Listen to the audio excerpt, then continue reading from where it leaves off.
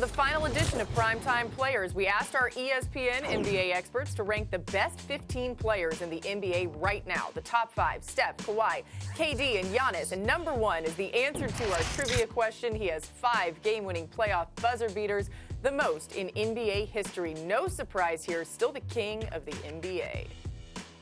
The number 1 ranked player of our First Take Primetime Players NBA ranking is LeBron James. Here comes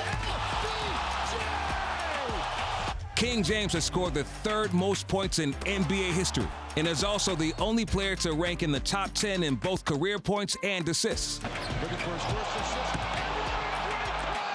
The 3-time NBA champion has been selected to 16 straight NBA All-Star games, just behind Lakers legend Kobe Bryant's record of 18 consecutive selections. Crowd on their feet, that's what they came to see. Player number 1, Lakers forward, LeBron James.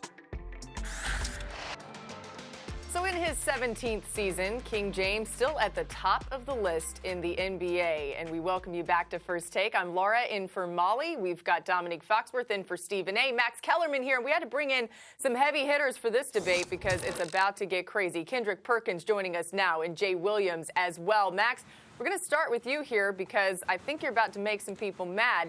Is LeBron still the best player in the NBA? No, he's not.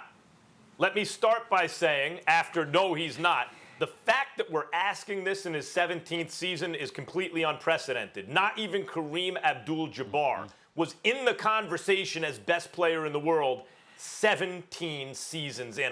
It's like almost beyond comprehension. That said, he's in the conversation for sure, but I can't give him the number 1 spot. First, let's take the fact that the Lakers are doing these unbelievable things. They have the best record in the conference and all this. LeBron's playing with Anthony Davis, another MVP candidate, another top 5 player. You want to say he's top 7 player? Fine.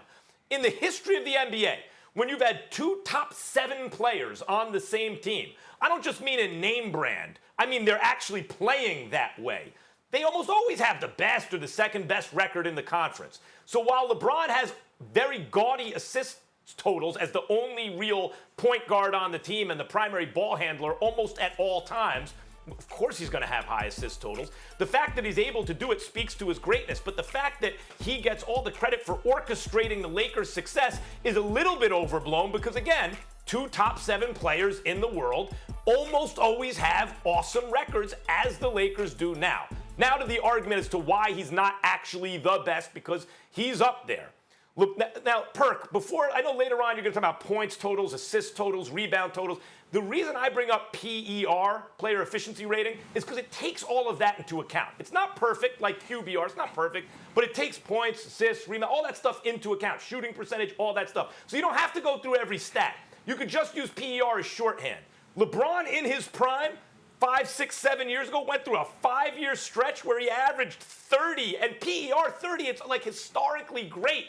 He doesn't do that anymore. Hasn't done that for a while. He's down in the mid to high 20s, 26, 27. He fell off. Now that's what Kawhi has raised up to, 26, something like that in the regular season. Now we get to the playoffs. What LeBron's been doing in the playoffs in recent years is going from 26, 27 to 31, 32 in the playoffs. So I get it. He's being smart. He's taking his foot off the gas in the regular season to slam it on in the playoffs. The thing is, Kawhi does the same thing. Kawhi's PER in the last couple playoffs over 30, close to 30. And he's doing it as the reigning and defending finals MVP. By the way, PER is mainly an offensive stat. So offensively, when it matters most, he's basically LeBron James. What about defensively? LeBron defensively in Miami was an all-time great player, no question. He hasn't been that for a while. Yes, he saves it for high leverage moments where he's still excellent in the playoffs, but he ain't Kawhi level defense. So if when it matters most, they're about the same offensively, but one guy is better defensively.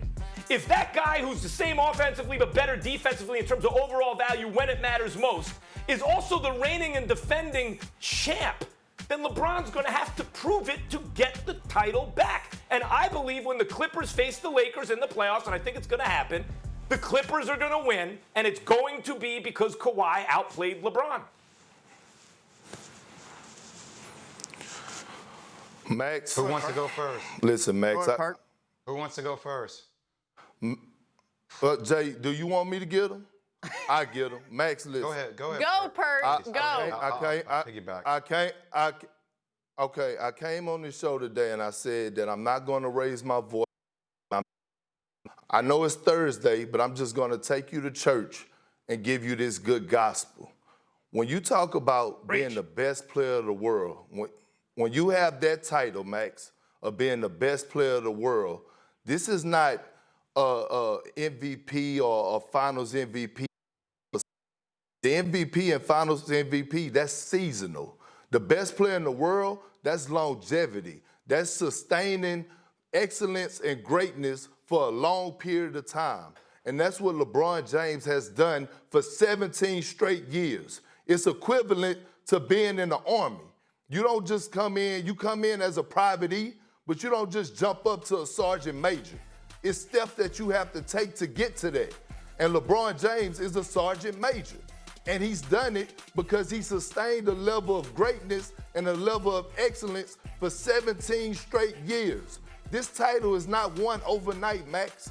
This title is not won with a 2-year span of greatness or a 1-year run to the championship, winning one finals MVP, like you said with Kawhi, with a 1 season with the Raptors. No, this is done over a long period of time. And there's no other player in the league right now that has done this over a 17-year span like LeBron James. So that's why, in my eyes, LeBron James is the best player in the world. And to me, it's not even a debate. It's not even close, Max. Thanks for watching ESPN on YouTube. For live streaming, sports, and premium content, subscribe to ESPN+.